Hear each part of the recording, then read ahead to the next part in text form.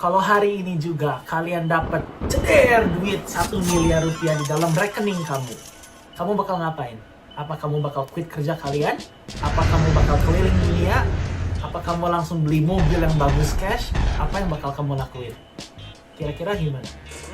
Pertanyaan menarik nih. Kayaknya sih aku bakal, ya pasti investasi ya, itu nomor satu penting itu. Jadi di sini, tapi mungkin kebanyakan dari orang yang menang lotre ya, tiba-tiba jeder dapat duit banyak banget, mereka langsung banyak yang jatuh bangkrut. Menurut statistik, menurut Forbes sendiri, 70% orang yang dapat menang lotre sampai puluhan miliar dolar bakal bangkrut di beberapa tahun pertama mereka. 70%. Kenapa itu? Coba kamu kalau misalnya belum punya financial education lah ya, kamu nggak terlalu tahu gitu cara mengolah uang dan lain-lain.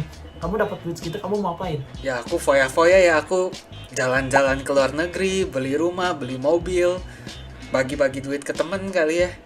Ya merasa orang kaya kan, langsung bangkrut tuh. Namaku William Harrison, aku adalah project manager dari Australia. Aku sudah 10 tahun di Australia dan aku sudah berinvestasi ya kurang lebih 5-6 tahun lah ya dari 2019. Dan ini cuma sekedar edukasi finansial, bukan berarti aku adalah financial advisor. Halo, aku Raymond Harrison, aku perantau kedua di sini. Aku udah tinggal di Singapura selama 10 tahun ke belakang ya. Sekarang aku kerja sebagai AI engineer. Yup, jadi ayo kita mulai, kita bahas topik hari ini. Topik hari ini apa? Tentang pengelolaan uang.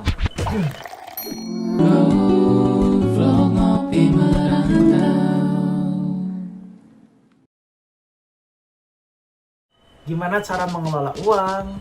Gimana caranya biar kamu nggak terlalu cepat bangkrut? Kalau kamu langsung dapat duit tiba-tiba. Oh ya, mari kita ngobrol santai. Kita grab kopi kita masing-masing dan aku kok sekarang ngewain ya, soalnya udah malam.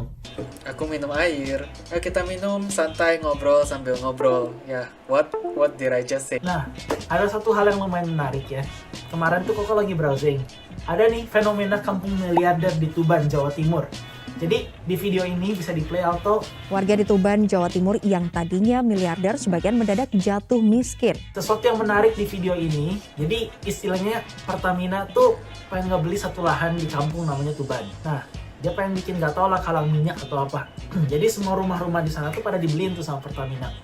Nah, di satu kampung yang dulunya jadi pertanian, mereka semua mendadak jadi miliarder. Ada yang dapat 1M, ada yang dapat 2M, yang paling kecil aja dapatnya 100 juta lebih. Nah, kenapa kampung itu tiba-tiba mendadak miskin? Kenapa? Soalnya pertama, cash flow mereka nggak ada, gara-gara pertanian mereka dibeli sama Pertamina dan mereka udah nggak bisa bertanian lagi, berarti mereka nggak punya cash flow, yaitu duit masuk ke dalam tabungan mereka. Terus kedua, mereka dapat jebret duit gede, mereka nggak tahu cara mengelolanya. Gara-gara mereka nggak tahu cara mengelolanya, mereka langsung beli mobil Avanza baru, langsung beli mobil ini, langsung tiba-tiba jalan-jalan ke luar negeri. Bangkrut semua. Kenapa? Mereka nggak tahu caranya mengelola duit itu. Jadi mereka ya bangkrut. Menarik. Oke, jadi pertama yang aku mau ngejelasin itu untuk mengelola duit di video ini aku bukannya berarti aku paling pinter atau gimana. Cuman ini yang aku tahu berdasarkan membaca banyak buku kayak Intelligent Investor. Terus kayak Lean Startup Method, terus Think and Grow Rich, itu udah aku bacain bolak-balik semua udah gua bacain. Terus ada beberapa buku finansial lainnya yang aku baca dan audiobook yang 10 jam aku dengerin di pabrik daging. Tuh, hasil buruh. Tuh, bisa dicek di video lama aku, seorang buruh yang menjadi miliarder di Australia. Nah, jadi aku mau ngejelasin sedikit konsepnya. Aku juga bakal bikin lah video tutorial investasi 101. Bukan berarti aku seorang investasi handal, jago, aku juga bisa salah. Cuman ini yang aku pelajari lah dari buku, aku bakal rangkumin lagi, bukan berarti aku yang paling jago. Kenapa orang miskin itu hidupnya lebih mahal daripada orang kaya? Sebenarnya kalau dipikir ya itu gak masuk akal ya, kayak orang miskin ya hidupnya ya harusnya lebih murah gitu. Apa? Ini sesuatu yang aku belajar di JC di waktu aku SMA di Singapura ya. Dan ini juga walaupun counter intuitif, tidak intuitif ya, kayak kesannya kayak apa sih? Harusnya kebalikan, tapi enggak, ternyata seperti itu. Dari sehari-hari aja. Shampoo, kamu beli 2 liter yang harganya gede, ternyata kalau dibikin 1 liter kan jauh lebih kecil. Dibanding apa sih Pantene sasetan yang kecil gitu, mending beli 2 liter lah. Yap, jadi cost of livingnya mungkin lebih mahal karena pertama orang yang kaya, mereka punya cash yang cukup untuk yang kita sebut bulk buy ya. Kita mau beli susu, yang kayak Koko saya sudah sebut ya. Kalau orang kaya bisa beli promosi kan, biasa 2 botol 1 liter beli 2 liter ada promosi gitu, $5. Kalau beli 1 liter $3 gitu. Cuman jangan salah, plus 62 mereka pasti punya caranya sendiri. Kalau misalnya pentin tinggal dikit diisi air dikocok-kocok jadi lagi. Aku sampai sekarang juga masih gitu. Tapi ya, susu misalnya 1 liter $3, 2 liter $5 gitu, bisa save $1. Karena orang miskin itu duitnya nggak ada pada awalnya untuk bulk buy, untuk beli dengan ukuran yang lebih besar, jadi mereka beli susu yang 1 liter, tapi harganya lebih mahal, $3 per liter dibanding kalau beli 2 liter, $2,5 per liter. Ya, jadi food and groceries itu mereka karena lack of purchasing power, akhirnya jatuh lebih mahal. Kedua, higher cost of basic services ya, bahkan basic services aja sebenarnya lebih mahal buat mereka, soalnya banking fee contohnya.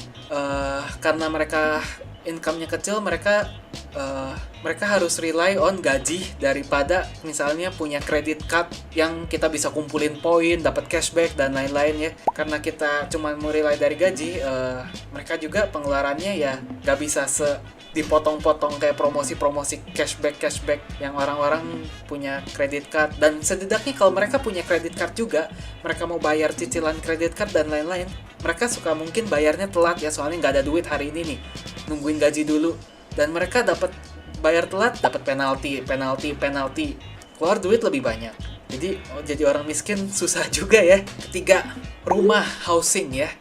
Kalau orang miskin mungkin mereka bukan punya rumah sendiri, tapi mereka rent out, mereka sewa, dan sewa ini sebenarnya long term, jangka lama, jatuhnya lebih mahal daripada beli rumah sendiri. Aku pun belum punya rumah sendiri. Ini, aku jelasin. Ini sangat menarik ya. Kalau misalnya kamu nyewa, kamu tuh ngebayar orang lain biaya bulanan atau biaya tahunan, nggak tahu kalau di Indo. Cuman di sini kan kita bayar rental per bulan ya. Kalau misalnya kamu punya rumah sendiri, meskipun kamu bayar KPR dan lain-lain, kamu tuh technically you're paying yourself. Kenapa kamu pay yourself? Pertama, rumah value-nya bakal naik ke depan, tergantung daerah ya, tergantung kondisi dan lain-lain, tergantung renov. Terus kedua, kamu tuh bakal dapet yang namanya equity.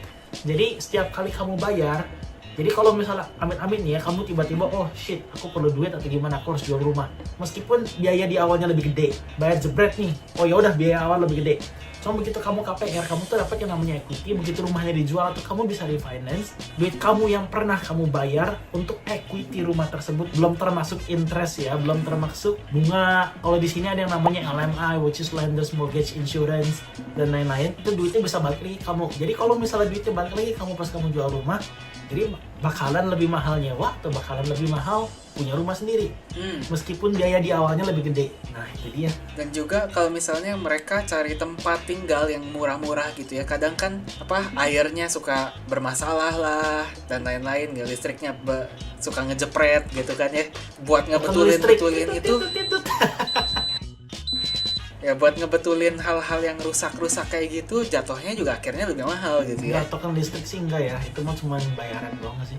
Udah gitu transportasi, mereka karena misalnya nggak punya mobil. Aku juga belum punya mobil sih, aku masih termasuk, aku juga bukan orang kaya ya, semoga bentar lagi kaya, amin. Belum kaya di Singapura.